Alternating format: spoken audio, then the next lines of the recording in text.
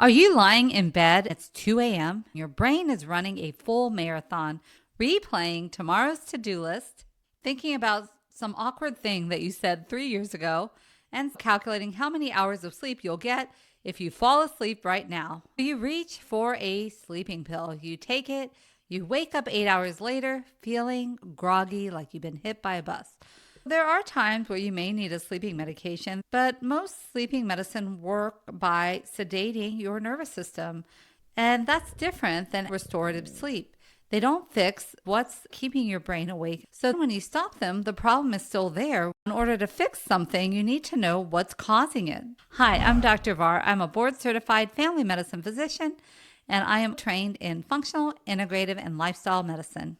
Today, we're going to talk about what goes on when you can't sleep, tools to help you sleep, and natural options that might support your body's ability to rest. So here are some root causes of insomnia.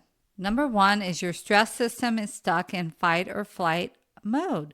Your body has a hormone called cortisol, and normally cortisol is high in the morning and it tapers off at night so you can sleep. But if you're chronically stressed or anxious, your cortisol may stay high all day and your brain thinks there's constant danger. So you stay in this fight or flight and you can't sleep because your body is on high alert.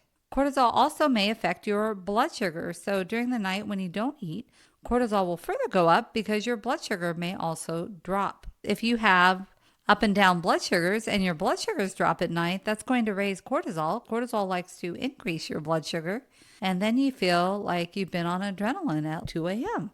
And that's more likely to happen if you eat a lot of carbs and sugar at night. Another reason is hormones such as estrogen and progesterone for women and testosterone for men. Progesterone is the first hormone that starts to decline in women. And progesterone supports GABA, and GABA is a neurotransmitter that calms us and helps us fall asleep. If you don't have as much progesterone around, you might have more trouble falling asleep. That's why I will put a lot of perimenopausal women on progesterone first to help them with their sleep, and that actually helps some of their perimenopausal symptoms. Estrogen also helps regulate our serotonin, which converts into melatonin, and our body temperature. So when it fluctuates at night, such as having night sweats, you may tend to awaken during the middle of the night. Men can experience hormone-related sleep changes too, but through a different pathway. Testosterone naturally declines with age, and melatonin production declines, which then means that stress hormones might start to rise because they have an inverse relationship. So these shifts can reduce deep sleep and increase nighttime awakenings. You may deal with sleep apnea, which is more common in men, and can disrupt sleep quality and lower your testosterone. Another cause are missing key nutrients. Magnesium is like an off switch for your nervous system, so a huge number of us are deficient in it. And low magnesium means that your brain may have a harder time to wind down. Low vitamin D and low vitamin B can also affect your sleep. So you may want to get these checked to make sure that your levels are optimal. The other thing are screens and artificial lights. When you are looking at blue light, this is telling your brain that it is daytime, so it'll affect your melatonin and serotonin, and you'll have trouble sleeping. That's why we always say no screens an hour or two before bedtime. What are some tools that can help you fall asleep?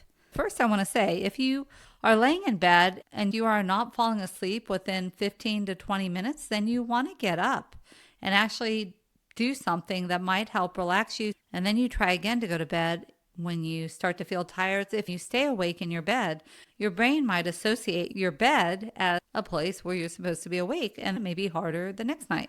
After you get into bed, you can use techniques. One is progressive muscle relaxation. You start with your toes, you tense them up for a few seconds, and then you let it go and you work your way up your body. And this helps release that tension in your body. When you contract something and then you release it, it relaxes a little more. This works well and it's very simple to do and it's free. The second thing is 4-7-8 breathing. Inhale for 4, hold for 7, and exhale for 8. When you exhale longer than you inhale, you tend to trigger your parasympathetic system, which calms your stress system. So it helps your body relax so that you can sleep. You need to do 3 to 5 breaths.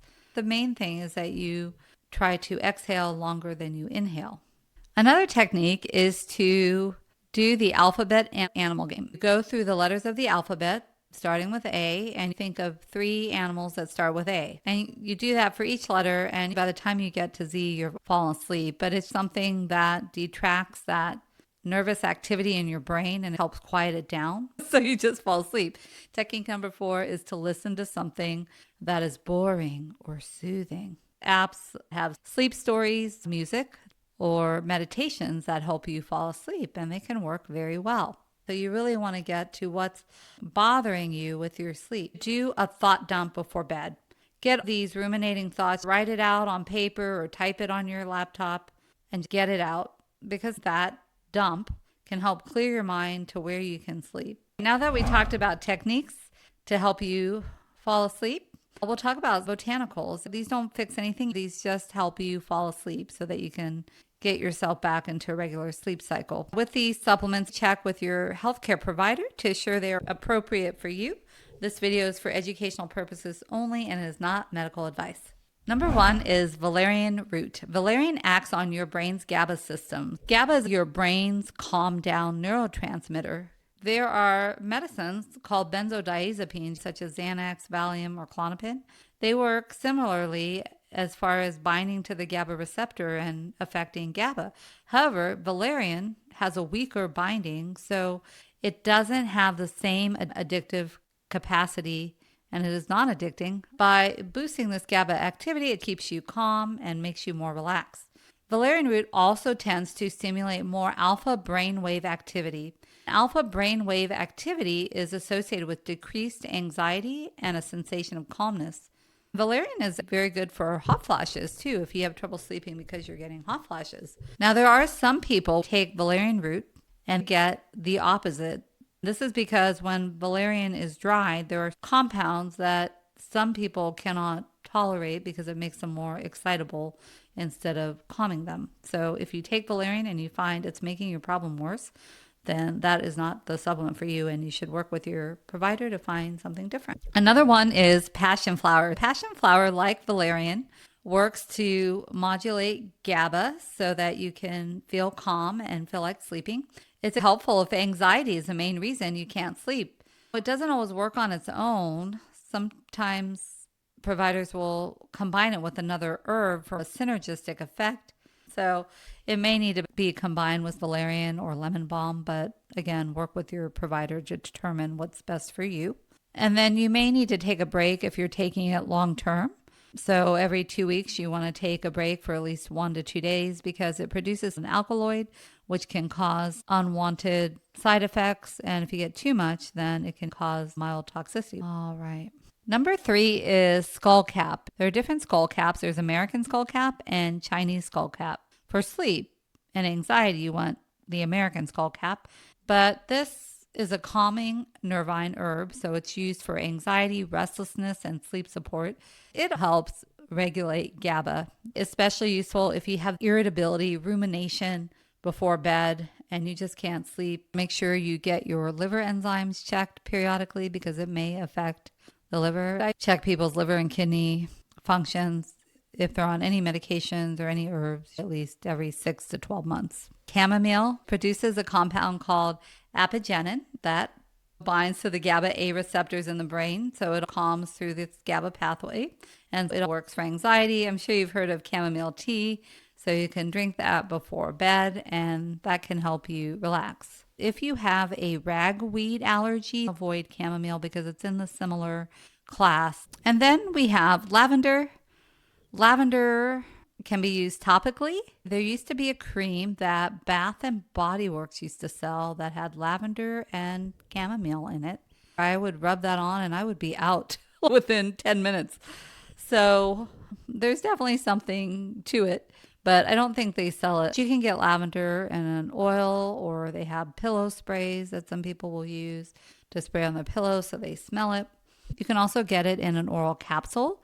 And if you do, make sure you get the trademarked brand called Silexan, Silexan. One supplement I get asked about all the time is ashwagandha. Ashwagandha is an adaptogen. This helps if you are chronically stressed, but work with your healthcare provider to make sure that this is an adaptogen for you, because ashwagandha can lower your cortisol. So if your cortisol is already low, then it may make your anxiety worse. If your provider says you can take it short term, or if you notice suddenly you're feeling anxious, then you want to stop it. Hope this was helpful. Thanks for listening. Thanks for watching. Check out the description if you want any downloadables. Have a fantastic day.